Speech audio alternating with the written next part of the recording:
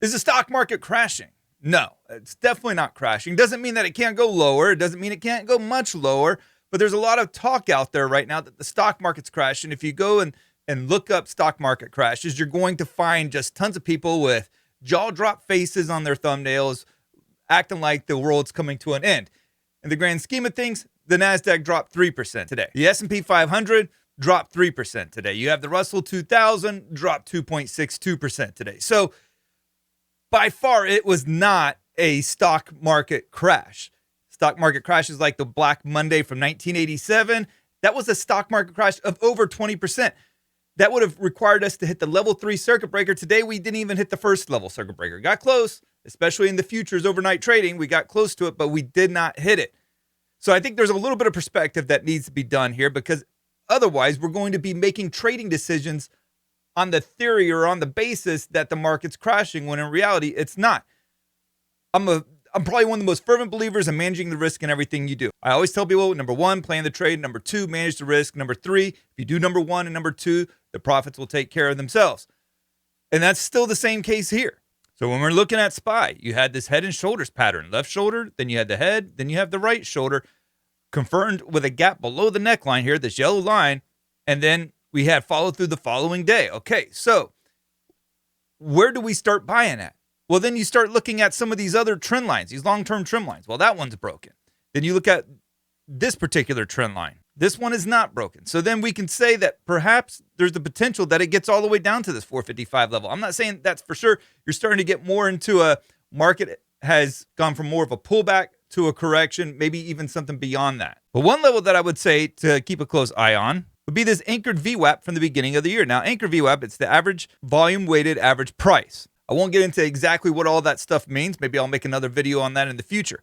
But what it does do, it takes into account volume when looking at all the transactions based on a specific period of time. And so in this case, the average price at this point in time, going all the way back to the beginning of the year, is where the market found some support at today. And that's not a huge shocker that the market would find some support there, because in the past, the market has also done that back in the April-May time period when we finally bottomed out from that sell-off that took place in April. So the anchor VWAP does play an important role here. Now, another thing that I would say is there's an anchor VWAP that you could put at the very top of the all-time highs. And from there, you can see where every time we've bounced, we've gone right back into this anchored VWAP and we sold off again. And right here, we bounced for about a week. We tested it, and then we sold off the next 3 days in a very big and significant way. So on Tuesday of last week, I got rid of my IWM and my SSO position in my swing trading. And then on Thursday, I added right here when we started to break down here off of this anchor VWAP, I started building up an SDS position, which I closed out today for about 13%. Now, trying to get short here is not the smartest thing in the world, because we're oversold here in a pretty big and significant way. If you look at the oversold levels here, we're sitting at just below 20 on the stochastics. You look at it from an RSI standpoint, you'll see that we're hitting oversold levels as well. But I want people to take a little bit of perspective here. On a weekly chart, where do we stand here? Let's get all the lines, let's get all that stuff off here. Where do we stand? Okay, we sold off the last 3 out of 4 weeks. Pretty significant. Anything like what we saw in 2022? No, nothing close to that. We have broken below the 20-week moving average. We're approaching the 50-week moving average. That's pretty significant. Let's zoom out a little bit further and look at it from a monthly chart. Okay, we've given up the July and the June gains, and we're starting to eat away at the May gains here.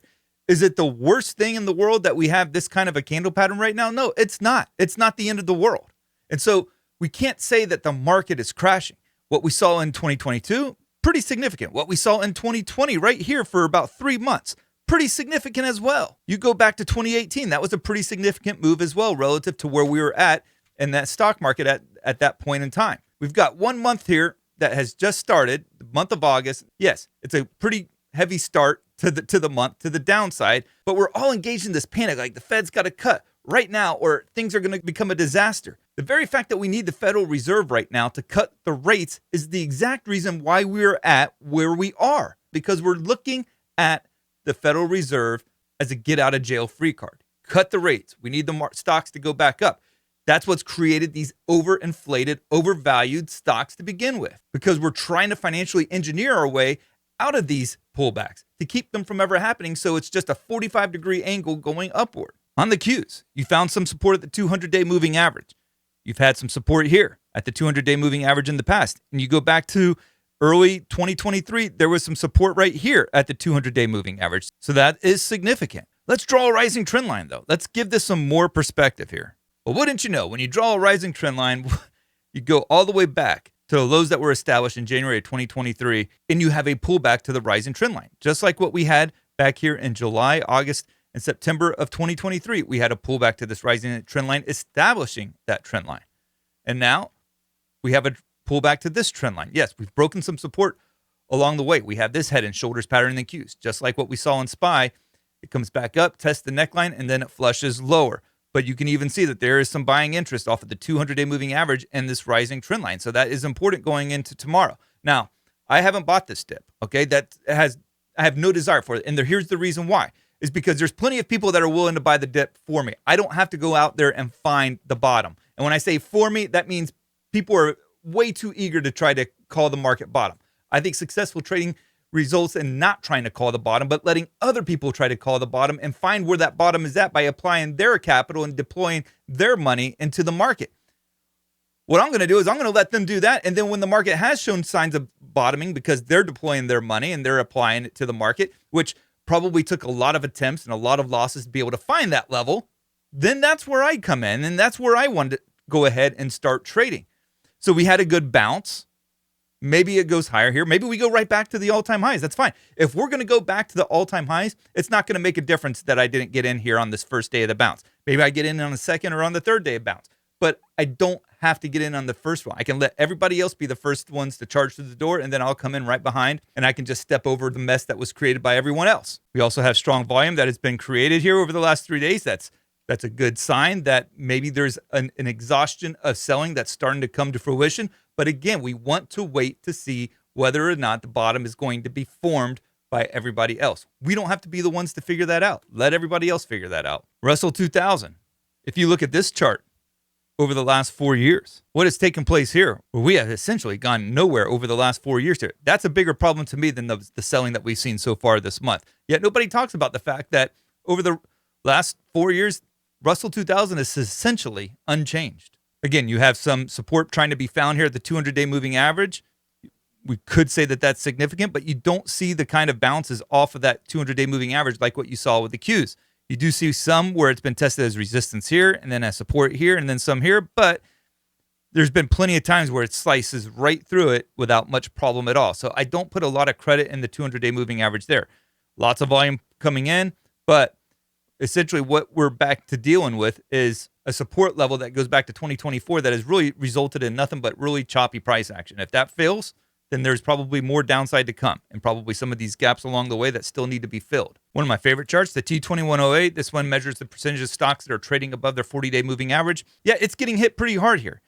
Just 4 days ago, 4 trading sessions ago, last Wednesday, July 31st, we were trading at 70% at one point of stocks trading above their 40-day moving average. Today, it's only 31%. That's a dramatic move. That's one of the biggest moves that quick that you'll ever see on this indicator. But when you look at it from a long-term perspective, it really hasn't reached crazy extreme oversold levels. It doesn't suggest anything to be oversold at this point in time. And I get it. Today's selling, it was a shocker for a lot of people. There's a lot of people that are new to trading that haven't seen a day like this going back to 2022. The fact of the matter is that there'll be more days like this in the future, whether it's part of this existing sell-off or a future sell-off. You'll always have days that are very challenging and very difficult, and that's why you have to plan the risk. That's why you got to plan out your trades, because if you just go into it blindly thinking that you're never going to get caught wrong-footed, you're going to get caught wrong-footed, and it's going to hurt a lot. The boiling frog effect also is in play here.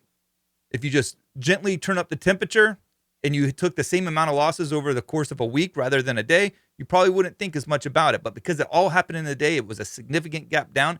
It felt like sheer panic, like everything was going to the waste bin. So don't get caught up in the boiling frog effect.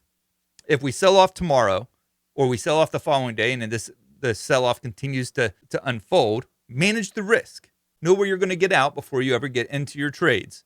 Know how you're going to manage the risk. And when days like this come about, you're going to be okay. And now you may be saying to yourself, Ryan, can't you just tell us whether or not the market's going to go up or down tomorrow? No. There's plenty of people that'll tell you what they think it's going to do. But what we're trying to do here as successful traders is to respond to what the market's doing. We don't have to have a crystal ball. Plenty of people will say they have it. but it doesn't lead to successful trading because it doesn't exist. And if you're trying to trade off of that belief that you have a crystal ball or that your trading strategy is operating as one, it's going to be a very unsuccessful experience in the stock market. So if you enjoyed this video, I would encourage you to like and subscribe and tell me down in the comments below, what is your strategy going forward? Did you get stopped out today? Are you cash? Are you shorting still? Are you getting long? Are you buying this dip? Let me know down in the comments below. I'd love to hear your strategy. I'd love to hear your take on the market as well. And we can go back and forth and talk it out. Thank you guys, and God bless.